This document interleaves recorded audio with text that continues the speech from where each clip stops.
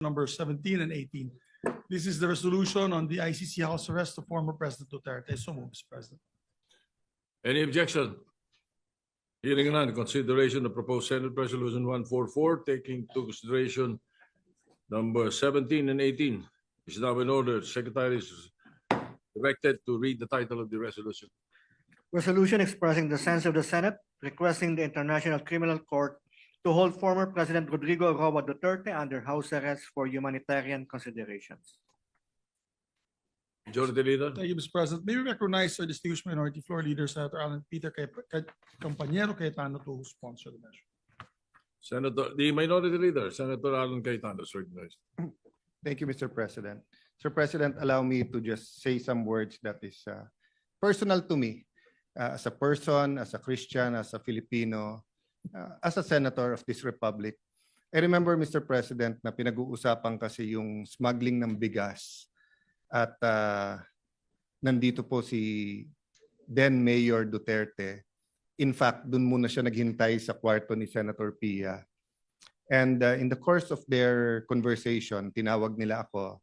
We joined. Then may nasabi si Mayor Duterte doon that caught my ear. No? So, sabi niya, Pia, Senator, formal siya, sabi niya, Senators, Senator Pia, Senator Alan, how I deal with criminals in Davao, I take responsibility, and one day, before God, I have to account.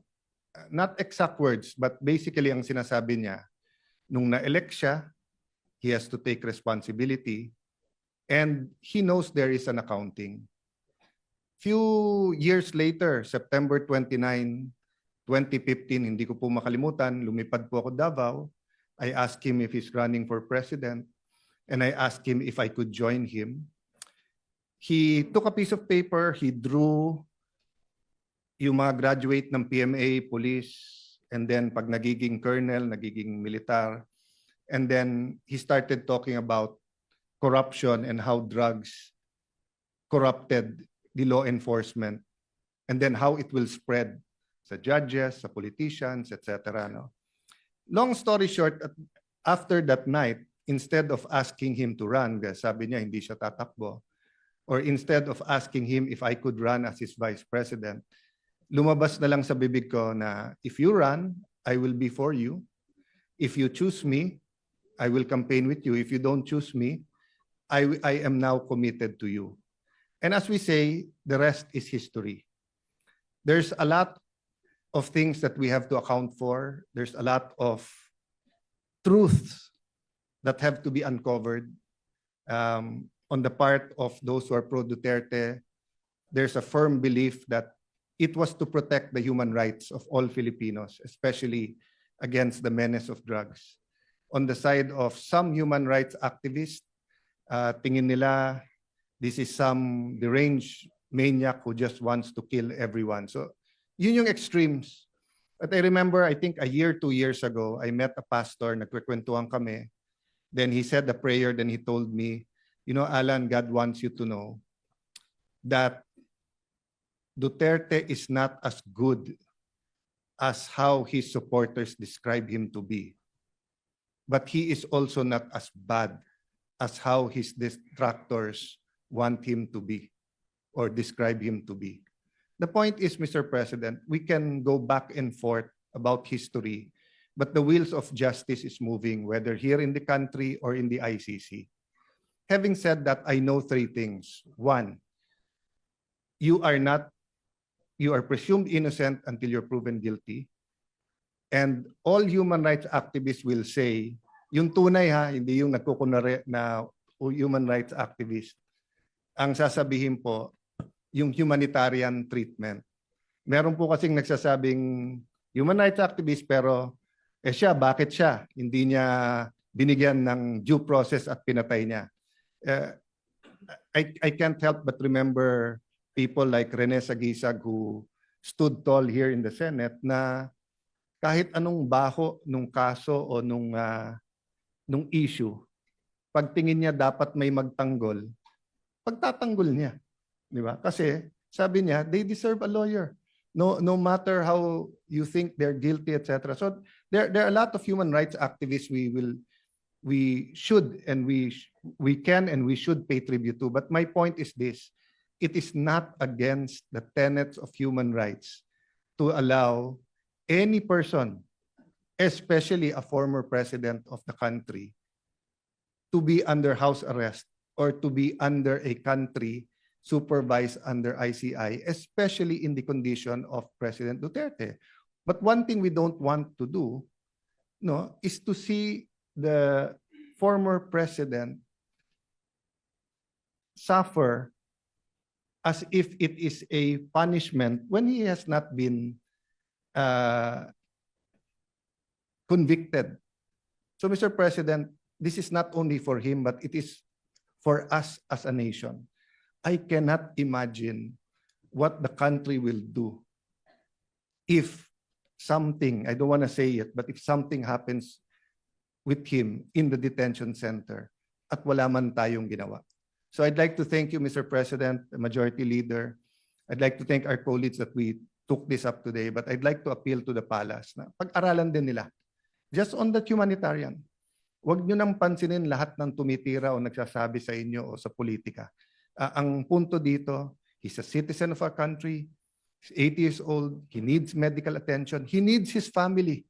He might be listening right now, as a matter of fact. And as 85 years old, he has to be assisted. Because once you're over 80 years old, po, your balance, you have a problem with your balance. I see that with my father and my mother that has to be assisted. She's 82. Mr. President, yung tatay ko may medyo hindi na early stage dementia kasi minsan nakakalimot na rin siya sa mga anak niya. At talagang pag ganun ang stage, pati gamot nakakalimutan niya. So imagine you have a leader, former leader of the president, on isolation in that area na not assisted, talagang madideteriorate yung tao, Mr. President. We accord in the Philippine law accords persons of or detainees, persons deprived of liberty, a chance to see their family, a chance to even get visitors from not just family members, but also other members of their circle. I remember also former President Joseph Estrada was given hospital arrest, and he was also given he was accorded certain liberties even when he was arrested. Former President Gloria Macapagal Arroyo also was given hospital arrest and given certain liberties also while arrested. Ako, hindi na po ito politika. Huwag nyo nang isipin, DDS o Marcos or kabila. Hindi po. Ito po, I'm speaking as a son who has a father that has the same illnesses that the president is feeling right now. So mine is more an humanitarian, compassionate request. That's why we toned down the resolution, Mr. President. Ginawa ko na lang po one-page resolution, just showing in view of his age and deteriorating health, asking the ICC, we're just appealing to the ICC to allow it within the rules. It's allowed within the rules. As a matter of fact, there has been instances in the past that they granted this kind of privilege to persons with deprived of liberty. So yun lamang po, Mr. President. I don't want to belate the point any further. Hindi po to politika, hindi dahil ganito, ganyan. Walang political color to. It's just for humanitarian reasons, Mr. President. I know some of the families who are victims who would probably be angry at me, and I understand that. Pero yung akin siguro, if the position was done on anybody, sabi nga ni Senator Alan, may it be anyone, as a Filipino citizen, deprived of liberty abroad, we always grant help that we can. As a matter of fact, many death row inmates who've done karumal-dumal na krimen sa ibang bansa na Pilipino ay binibigyan po natin ng legal assistance, and also we try to push for their clemency. As a matter of fact, marami pong binigyan ng clemency in Middle East countries requested by the President. So yun lamang po, Mr. President, and maraming salamat sa ating mga kapatid na nakikinig po sa akin na yun. Mr. President, to co-sponsor the measure, we'd like to also recognize on the line of sponsorship, we have Senator Bato de la Rosa, Senator Bongo, Senator Robin Hood Padilla, and Senator Jinggoy Estrada. May we recognize, Mr. President, Senator Ronald Bato de la Rosa. Senator Ronald De La Rosa is recognized. Thank you, Mr. President. Habang ako'y nag-aaral sa PMA, yung aking tatay ay nilap kay Pangulong Duterte.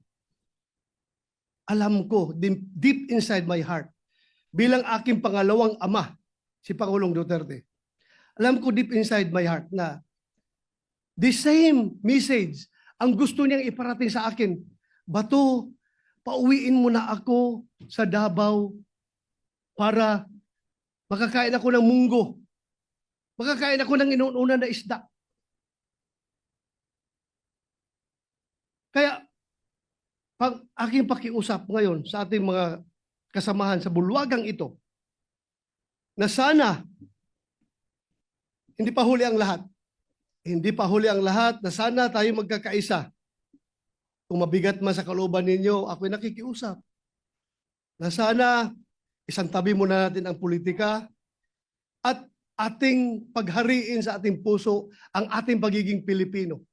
Na kung saan nakaukit sa ating kultura at sa ating tradisyon ang pagmamahal, pagrespeto, pag-aruga sa mga matatanda, sa may mga sakit, at sa mga mahihina.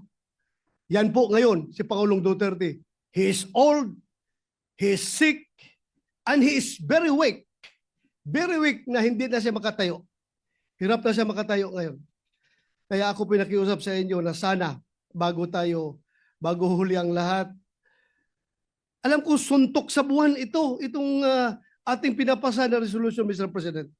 ICC is beyond our control. Pero at least nakikiusap man lang tayo. Bago man lang pumanaw si Pangulong Duterte, bago man lang siya mamatay, sana maramdaman niya na somehow merong isang sangay o isang sanga ng gobyerno, partikular ang Senado, na nag-iisip na siya ay sana makauwi at mailagay sa house arrest. Yun lang po aking pakiusap, Ginoong Pangulo. Sana suportahan natin ang resolusyon na ito. Maraming salamat at magandang hapon sa ating lahat. Mr. President, Sure, the leader. may we recognize Senator Christopher Bongo. Senator Christopher Bongo is recognized. Mr. President, I rise to appeal to our colleagues to support measures urging the government to advocate before the International Criminal Court for the interim release of former President Rodrigo Duterte, or just place the former president under house arrest. Mr. President, I believe that there comes a time when the measure of a nation Kay Pangulong Duterte, alam ko deep inside my heart, bilang aking pangalawang ama, si Pangulong Duterte, alam ko deep inside my heart na the same message ang gusto niyang iparating sa akin. Bato, pauwiin mo na ako sa Davao para makakain ako ng munggo. Makakain ako ng inuuna na isda. Kaya, pag aking pakiusap ngayon sa ating mga kasamahan sa bulwagang ito, na sana, hindi pa huli ang lahat. Hindi pa huli ang lahat, na sana tayo magkakaisa. Kung mabigat man sa kalooban ninyo, ako'y nakikiusap. Na sana, isang tabi muna natin ang politika at ating paghariin sa ating puso ang ating pagiging Pilipino. Na kung saan nakaukit sa ating kultura at sa ating tradisyon ang pagmamahal, pagrespeto, pag-aruga sa mga matatanda, sa may mga sakit, at sa mga mahihina. Yan po ngayon si Pangulong Duterte. He is old, he is sick, and he is very weak. Very weak na hindi na siya makatayo. Hirap na siya makatayo ngayon. Kaya ako pinakiusap sa inyo na sana bago huli ang lahat, alam ko suntok sa buwan itong ating pinapasa na resolution, Mr. President. ICC is beyond our control. Pero at least nakikiusap man lang tayo. Bago man lang pumanaw si Pangulong Duterte, bago man lang siya mamatay, sana maramdaman niya na somehow merong isang sangay o isang sanga ng gobyerno, partikular ang Senado, na nag-iisip na siya ay sana makauwi at mailagay sa house arrest. Yun lang po aking pakiusap, Ginoong Pangulo. Sana suportahan natin ang resolusyon na ito. Maraming salamat at magandang hapon sa ating lahat. Mr. President, Majority Leader. may we recognize Senator Christopher Bongo. Senator Christopher Bongo is recognized. Mr. President, I rise to appeal to our colleagues to support measures urging the government to advocate before the International Criminal Court for the interim release of former President Rodrigo Duterte or just place the former president under house arrest.